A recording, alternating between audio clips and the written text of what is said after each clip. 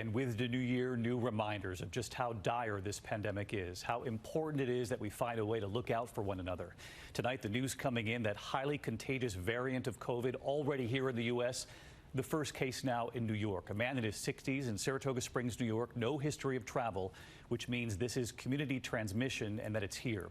At least 4 states now, that variant first seen in the UK, and news coming in just tonight of an emergency lockdown there, the kind of lockdown not seen since last spring there because of this variant, fueling the virus across the UK. This all comes as here at home we take note that more than 20 million people have now tested positive in this country. That's 1 in 16 Americans. The number of lives lost here in the U.S. is now more than 353,000 lives.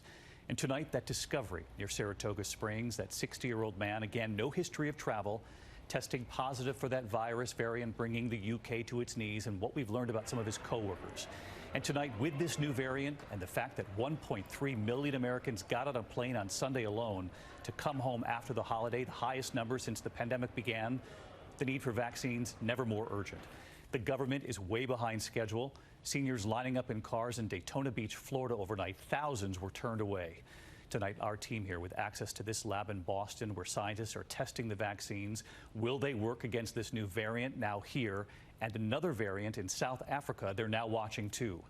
Dr. Ashish Jha standing by answering questions on all of this breaking news. But we're going to begin with ABC's Stephanie Ramos right here in New York.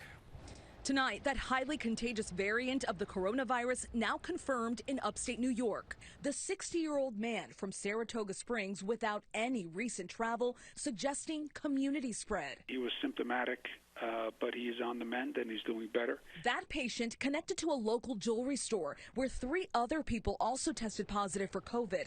Contact tracing is now underway. The UK variant now in 4 states, making the race to vaccinate all the more urgent. Another variant from South Africa could be even more contagious. Our Janae Norman is with scientists in Boston who are studying these COVID-19 mutations. So these are the human cells that will be studied in a microscope like this to find out if natural antibodies or a vaccine would be effective against a new variant.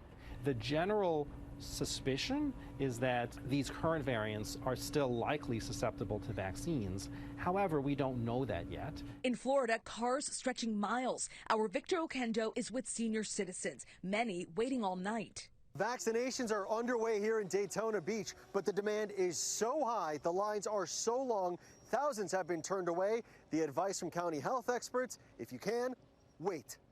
What's the first thing you guys would want to do once you're vaccinated? I just want to go hug everybody and see my friends. It's been a long time. It's been rough? Yeah, it's just, yeah. 4.5 million Americans have been vaccinated, a fraction of the 20 million the government said would be immunized by the end of December.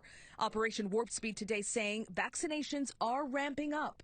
We've seen a very rapid uptake just in the last 72 hours of reporting 1.5 million additional administrations of the vaccine. And working with our states, I'm very hopeful that we're going to see a continued rapid uptick in that. So far, 70% of the vaccine distributed is still waiting to be put into arms. Governors are now warning hospitals. New York's Andrew Cuomo threatening fines up to $100,000 if they don't use their vaccines in the next week. They have to move the vaccine, and they have to move the vaccine faster. I'm ready. Today in New York, nurse Sandra Lindsay, the first person in the country to get the Pfizer vaccine, today getting her second dose to become fully vaccinated.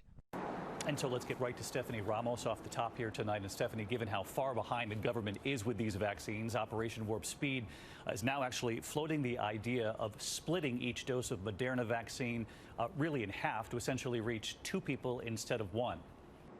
Right, David. Dr. Monsef Salawi is suggesting giving half the dose to people between the ages of 18 to 55. As you said, that's 2 doses, but just half the amount. He says it would induce a similar immune response to provide protection against the virus.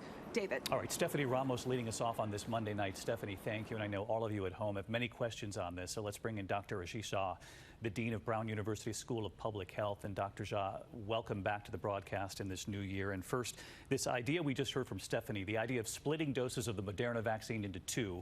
I know that you and other medical experts have suggested actually something else, keeping that full first dose and then delaying the second dose to get more time to get to more Americans. But really, either way here, you're sensing something will have to be done here given how far behind we are? Yes, good evening, David. Thanks for having me on. We are on track to have 100 to 150,000 Americans die of this virus before March 1st, before the end of February. That is an awful toll, and I think vaccines are among our most effective ways out. We've got to get a lot more people vaccinated. We've got the vaccines. They're sitting in freezers. We've got to get them into people's arms. Are you at all concerned that this would stray from the clinical trials? There's pretty good evidence from the clinical trials that one dose is effective at least out to 4 weeks and probably potentially longer. So I think that this is not a huge stray out of the clinical data that we have. It certainly would potentially save a lot of lives. So I think it's worth exploring. All right, Dr. Aziz Shah with us tonight, and we'll be with you in the days ahead. Thank you for being here with us tonight. And as you heard Dr. Shah talk there about looking at new ways to get the vaccine out across the country, the concern here is that what they're seeing, this fast-spreading variant in the UK, that we'll soon see that here. And with the millions of Americans that traveled over the holiday, the 1.3 million that traveled yesterday alone, they're expecting a surge. But let's get right to the UK tonight, where they've gone into emergency lockdown late today, and Maggie Rulli reporting in tonight.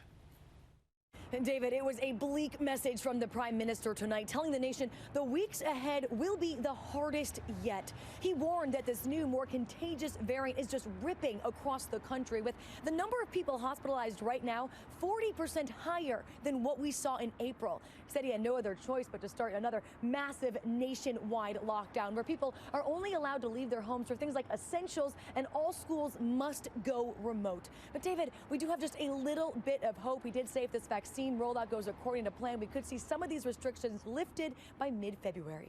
David? All right, Maggie Rulli reporting in from London tonight. Maggie, thank you.